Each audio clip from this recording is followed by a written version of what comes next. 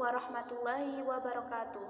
Perkenalkan, nama saya Novita Lutfiatun, NIM 230601945. Pada kesempatan kali ini, saya akan memaparkan konsep kerja mesin pendingin, yaitu kulkas, guna memenuhi tugas akhir semester termodinamika yang diampu oleh Ibu dosen Dr. Ernalis Faula Kusumawati, MSI.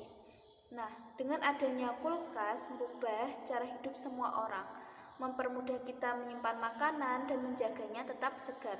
Namun, apakah kamu tahu bagaimana kulkas bekerja? Nah, mari kita memahami konsep fisika termodinamika ini. Cara kerja kulkas cukup mudah dipahami. Untuk mengetahui prinsip kerja kulkas, konsep fisika yang perlu kamu tahu yaitu saat liquid bisa cair atau gas yang menguap terjadi penyerapan kalor. Nah, saat liquid mengembun terjadi proses pelepasan kalor. Sebagai contoh, seumpama kita baru selesai mandi atau berenang kemudian keluar dari kolam, tubuh kita pasti terasa dingin walaupun saat itu matahari sedang memancar ke tubuh kita dengan kuatnya. Nah, tubuh yang terasa dingin ini karena sisa-sisa air sedang menguap. Dalam proses penguapan ini pada diserap dari tubuh kita. Kenapa kalor dapat berpindah pada proses penguapan atau pengembunan? Nah, ini dijelaskan dalam hukum termodinamika 2 yang berbunyi kalor berpindah dari suhu tinggi ke suhu rendah untuk mencapai kesetimbangan. Nah, hukum ini menjadi dasar cara kerja kulkas. Nah, mari kita saksikan video kali ini. Di bagian belakang kulkas terdapat kondensor dan di bagian dalamnya terdapat evaporator yang terhubung dengan kondensor ini. Kondensor dan evaporator ini terdapat cairan pendinginnya yang umumnya kita sebut dengan freon. Freon sebenarnya adalah merek dagang yang nama ilmiahnya adalah chlorofluorokarbon atau CFC.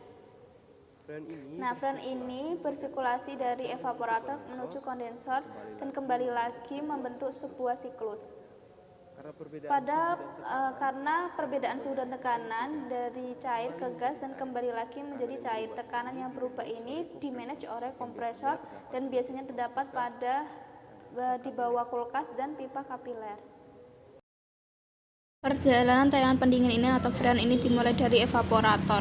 Freon yang menguap atau berubah dari cair ke gas dalam evaporator karena perubahan tekanan akan menyerap kalor atau panas dari dalam isi atau kulkas atau bagian isi kulkas menjadi dingin. Saat penyerapan kalor terjadi, freon dalam bentuk gas akan menjadi panas karena menuju ke kompresor. Kompresor akan memampatkan freon ini menjadi gas dengan suhu dan tekanan yang tinggi. Freon dan tekanan yang tinggi ini akan mengubah bentuk dari gas menjadi cair. Freon dengan suhu dengan tekanan tinggi ini kemudian diteruskan ke kondensor, kemudian didinginkan oleh udara di luar kulkas melalui proses pelepasan kalor.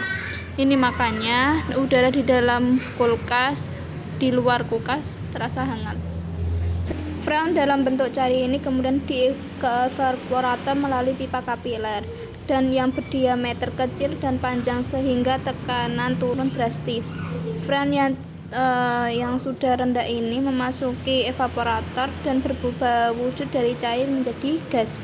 Penguapan ini kemudian menyerap kalor dari dalam kulkas. Begitupun seterusnya siklus ini terjadi berulang dari evaporator ke kondensor lalu balik lagi ke evaporator. Baik, itu saja yang dapat saya sampaikan. Kurang lebihnya mohon maaf. Semoga video ini bermanfaat. Wassalamualaikum warahmatullahi wabarakatuh.